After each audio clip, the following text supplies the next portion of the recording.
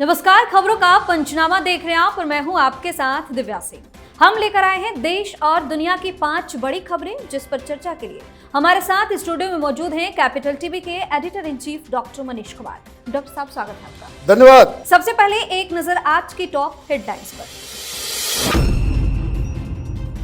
Bill Gates ने लिया PM Modi का इंटरव्यू। पीएम बोले, अप्रशिक्षित हाथों में नहीं आना चाहिए एआई, इसके दुरुपयोग का खतरा। अरविंद केजरीवाल के बाद पत्नी सुनीता ने संभाली कमान। वीडियो संदेश के जरिए लॉन्च किया आपका नया अभियान, जारी किया व्हाट्सएप पर। बादा जेल में बंद मुख्तार अंसारी की मौत। माफिया की मौत पर सियासत हुई तेज। तेजस्वी पप्पू यादव के बाद ओवैसी ने उठाए सवाल। लोकसभा चुनाव से पहले कांग्रेस को बड़ा झटका। आयकर विभाग ने भेजा 1700 करोड़ का नोटिस। माकन बोले, यह विपक्ष पर हमला। महाराष्ट्र एमवीए में बड़ी दरार। उद्धव ठाकरे के उम्मीदवारों की सूची से छिड़ा संग्राम, कांग्रेस लगा रही गुहार। सबसे पहली खबर में बात पीएम मोदी की। प्रधानमंत्री नरेंद्र मोदी ने आगाह किया है कि अकुशल, अप्रशिक्षित हाथों में एआई जैसी शक्तिशाली तकनीक नहीं आनी चाहिए, क्योंकि एआई का गलत इस्तेमाल हो सकता है। पीएम ने माइक्रोसॉफ्ट को फाउंडर बिल गेट्स को दिए एक इंटरव्यू में ये सारी बातें बताई। इस इंटरव्यू में पीएम मोदी ने विस्तार से बताया कि कैसे भारत ने अपने नागरिकों के लाभ के लिए टेक्नोलॉजी का लोकतंत्रीकरण किया है, जीवन में सुधार के लिए डिजिटल की शक्ति को अपनाया है। उन्होंने विश्वास जताया कि देश चौथी औद्योगिक क्रांति में उल्लेखनीय प्रगति करेगा। बिल गेट्स ने इंटरव्यू लिया और पीएम ने कहा कि एआई का गलत इस्तेमाल होगा, इसका ख्याल रखा जा रहा है। देखिए, मैंने वीडियो पूरा देखा। प्रधानमंत्री मोदी ने पूरी दुनिया को संदेश दिया है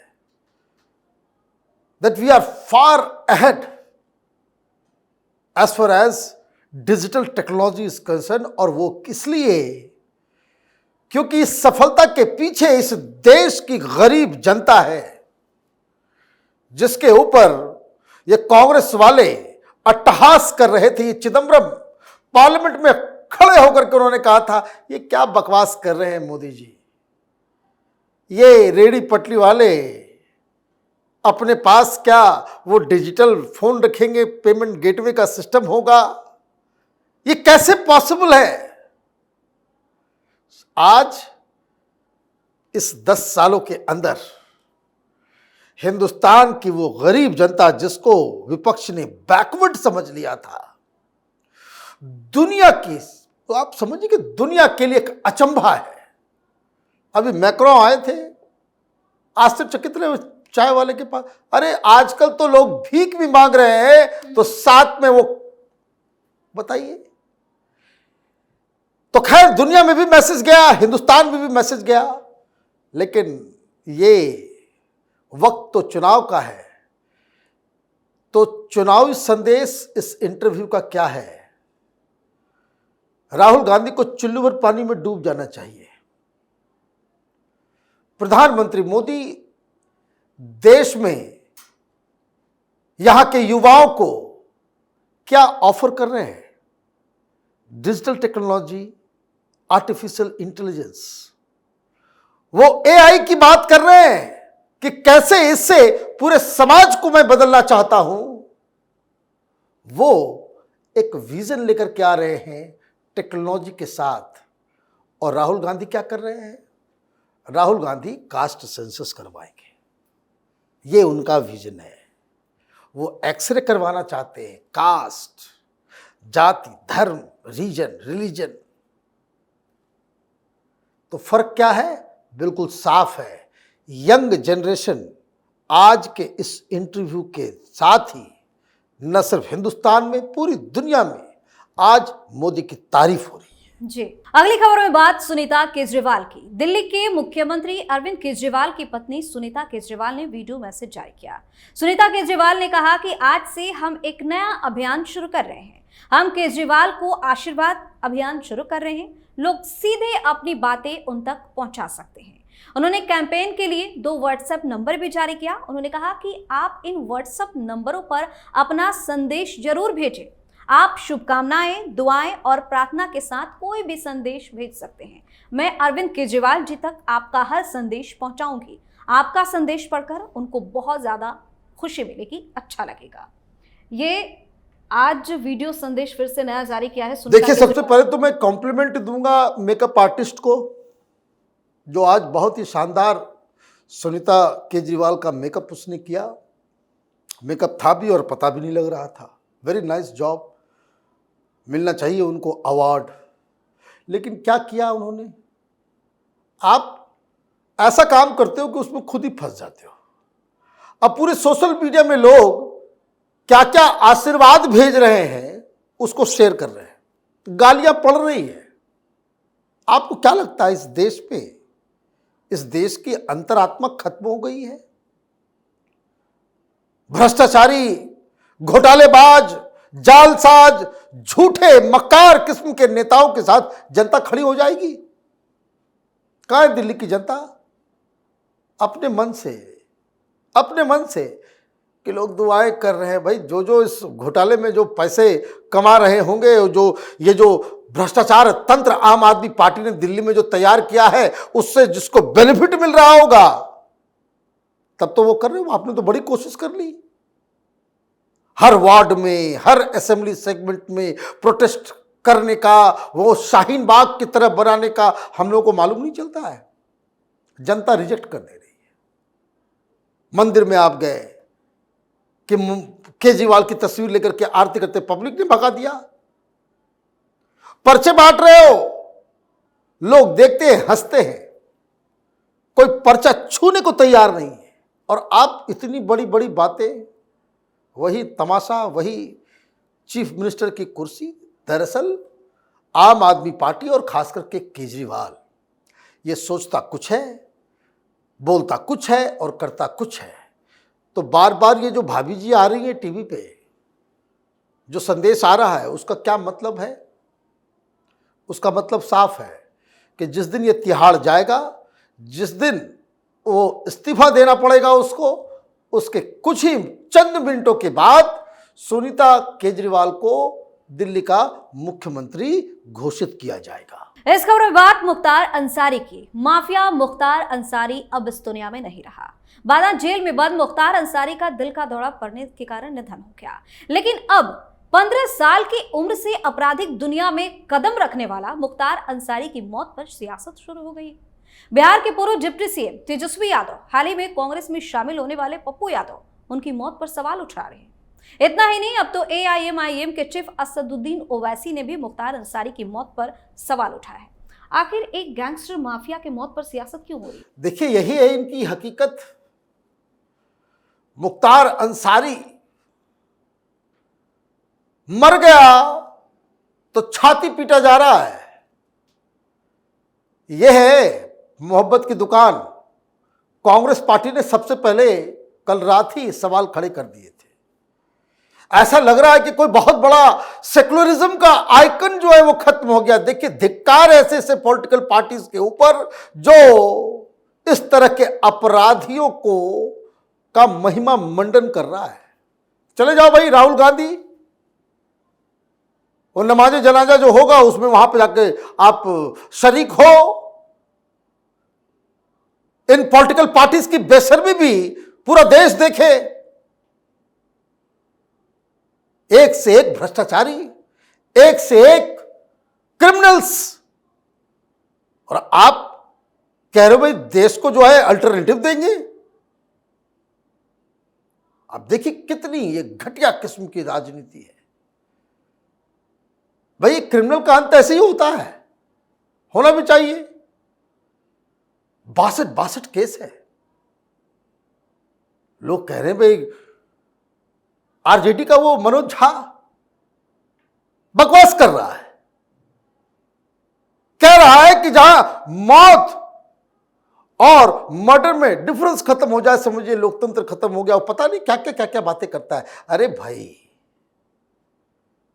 इसी यूपी में, इसी अंसारी के इलाके में मौत और मर्डर, उसका फर्क इसने ही मिटाया था। जो कितने लोगों की हत्या इसने करवाई और खुद किया। उसके परिवार वाले को सामने कभी जाने की तुम्हारी हिम्मत पड़ेगी? बड़े आए ये लोग मौत और मर्डर का डिफरेंस बताने के लिए। लोग कहते हैं कि भाई देश के अंदर में कोई मजबूत विपक्ष होना चाहिए। तो इस तरह के गुंडों के साथ खड़े होगे, कौन तुमको समर्थन देगा? भले लोग तो नहीं देंगे। बस नाम के पीछे जो है वो मुख्तार अंसारी है, अतीक अहमद है, बस चल पड़े पीछे। कांग्रेस पार्टी, समाजवादी पार्टी, लालू यादव, इन पार्टीज को इसी घटिया राजनीति की सजा मिल रही है कि जनता इन लोगों को सत्ता से बाहर करके रखती है। ये तमाशा बंद होना चाहिए। जुडिशियल कस्टडी में मौत हुई है, योगी जी ने जांच के आदेश दे दिए, बस हो गया। और क्या चाहिए? कोई महापुरुष था। हर अपराधी का अंत ऐसे ही होना चाहिए, जेल के अंदर सड़ के मरना चाहिए। इन लोगों ने मजाक बना करके रखा हुआ है जी। और अब बात कांग्रेस की। इनकम टैक्स विभाग ने कांग्रेस पार्टी को बड़ा झटका दिया है। आयकर विभाग ने कांग्रेस पार्टी को 1700 करोड़ रुपए की वसूली के लिए नोटिस भेजा है। यह नोटिस साल 2017-18 से 2020-21 के लिए भेजा गया है। आयकर विभाग की ओर से भेजे गए नोटिस में टैक्स, जुर्माना और ब्याज भी जोड़ा गया है। इस बात की जानकारी कांग्रेस पार्टी के नेता विवेक तनखा ने दी है। वहीं कांग्रेस पार्टी महासचिव जयराम रमेश ने यह दावा किया है कि लोकसभा चुनाव से पहले कर आतंकवाद यानी कि टैक्स टेररिज्म के जरिए विपक्ष पर हमला किया जा रहा है। लोकसभा चुनाव से पहले झटका इनकम टैक्स की तरफ से लगा है, तो अब कांग्रेस की बौखलाहट। देखिए, कांग्रेस पार्टी अपने ही पैर पे कुल्हाड़ी मार रही है। विवेक तनखा साहब, वो पिछली बार जब इन लोगों ने बवाल किया कि भाई हमारे बैंक अकाउंट को फ्रीज किया गया है, तनखा साहब जाकर के आईटी अधिकारियों के साथ बातचीत किए। विवेक तनखा साहब सुप्रीम कोर्ट के लॉयर हैं, बड़े लॉयर हैं। वो बाहर आकर के उन्होंने क्या बयान दिया, वो गूगल के ऊपर है, आप टाइप करके देख लीजिए, न्यूज ढूंढ लीजिए, विवेक तनखा मीट्स। तो फिर वो बाहर आकर के क्या कह रहे हैं कि नहीं नहीं नहीं कोई फ्रीज नहीं हुआ है। लेकिन इनको करना है तमाशा। किसने कहा था हाई कोर्ट जाने के लिए? गए, वहां से हार के आए। आप इनकम टैक्स के ऊपर जो है उनके अधिकारियों को गालियां देंगे तो फिर लीजिए। मैं बार बार कह रहा हूं, इशू बहुत ही सिंपल है। पॉलिटिकल पार्टीज के पास जितने भी पैसे आते हैं उस पर टैक्स नहीं लगता, वो टैक्स नहीं देते। लेकिन इसका मतलब ये नहीं कि आप रिटर्न फाइल नहीं करेंगे। आपको इनकम टैक्स डिपार्टमेंट को बताना पड़ेगा भाई कितने पैसे आए। आपको लगता है कि देश के ऊपर विपत्ति है, आप डिक्लेयर नहीं कर रहे हो। जब आप डिक्लेयर नहीं करोगे और जांच में मालूम चलेगा कि भाई इतने पैसे आए हुए हैं, तब तो आपके ऊपर कार्रवाई होगी, जुर्माना भी लगेगा, ब्याज भी लगेगा। अब इनकम टैक्स डिपार्टमेंट ने इनिशिएट कर दिया। क्या तरीका होना चाहिए? प्रेस कॉन्फ्रेंस करोगे, कुछ फायदा नहीं होगा। इसके लिए लीगल रेमेडी करना होगा, आपको कोर्ट जाना होगा। आप जाइए कोर्ट। टैक्स टेररिज्म चल रहा है, ये नहीं बोल रहे कि आपने मूर्खों की जमात पाल रखी है अपनी पार्टी के अंदर में, जो इतना छोटा सा काम नहीं कर सकते। गलती खुद करेंगे और जब फंसेंगे तो चिल्लाएंगे भाई डेमोक्रेसी की हत्या हो गई, तो टैक्स टेररिज्म चल रहा है, ये चल रहा है, वो चल रहा है। पहली चीज ये, कांग्रेस पार्टी के किसी भी खाते को फ्रीज नहीं किया गया है। जितना उनका बकाया है उतने पैसे को छोड़ के बाकी के पैसे के ऊपर वो कोई भी काम कर सकते हैं। सारा अकाउंट ओपन है। लेकिन ये विक्टिम कार्ड खेलने के लिए ये जो आपने तमाशा किया है, तो इनकम टैक्स भी आपको छोड़ेगी नहीं। जी। आखिरी खबर में बात एमवीए में तकरार की। महाराष्ट्र में भाजपा गठबंधन के खिलाफ महाविकास अघाड़ी यानी कि एमवीए की लड़ाई कमजोर पड़ती दिख रही है। यहां टिकट बंटवारे का मुद्दा अब तक नहीं सुलझ सका है और उद्धव ठाकरे के नए कदम से एमवीए में नया संग्राम छिड़ गया है। ऐसे में सवाल उठ रहा है कि यहाँ कांग्रेस का क्या होगा। उद्धव ठाकरे के नेतृत्व वाली शिवसेना यूबीटी ने 17 लोकसभा सीटों के लिए उम्मीदवारों की पहली सूची घोषित की, जिससे एमवीए में बेचैनी फैल गई है। वहीं सहयोगी कांग्रेस ने सार्वजनिक रूप से 3 सीटों के लिए उम्मीदवारों पर दोबारा विचार करने को कहा, क्योंकि बातचीत अभी भी जारी है। अब कांग्रेस गुहार लगा रही है। भाई मुझे तो समझ में नहीं, बातचीत जारी है, बातचीत जारी है। कितने महीने से कह रहे हो भाई बातचीत जारी है, और उद्धव ठाकरे ने लिस्ट भी निकाल दी, फिर क्या बातचीत जारी है? संजय राउत कह रहे हैं कि भाई बातचीत अब हो गया, जितना होना था हो गया, 22 सीटों पे हम लड़ेंगे, 22 सीट हमारा है, 22 सीटों पे हम लड़ेंगे, बाकी जो आपको आपस में करना है आप कर ले। शरद पवार नाराज, कांग्रेस पार्टी नाराज, लेकिन शिवसेना वो अपने कदम पे अडिग है। क्या है इस पूरी कहानी को समझिए। टेक्निकली जब भी उद्धव ठाकरे और भारतीय जनता पार्टी के बीच गठबंधन होता था, पिछले चुनाव को छोड़ दें अगर मोदी के आने के बाद, लेकिन पहले बिग ब्रदर के रोल में कौन होता था? शिवसेना। अब पलटी मार के चले गए उधर बिग ब्रदर कौन होता था? कांग्रेस पार्टी। अब ये जो महागठबंधन जो इन लोगों ने बनाया, ये जो एमबीए जो इन्होंने बनाया, और गलती से जो आपने मुख्यमंत्री बना दिया किसको? उद्धव ठाकरे को। तो उद्धव ठाकरे बोल रहे कि हम तो बिग ब्रदर हैं, तो सबसे ज्यादा सीटें तो हम ही लड़ेंगे। तो कांग्रेस पार्टी इसलिए माथा पीट रहे हैं। आज की तारीख में if you count the number of MLAs, सबसे ज्यादा किसके पास है? 44 एमएलएज है। किसके पास? कांग्रेस पार्टी के पास। उद्धव के पास कितने हैं? तो 12-13 बचे हुए। क्यों दे रहे हो सीट?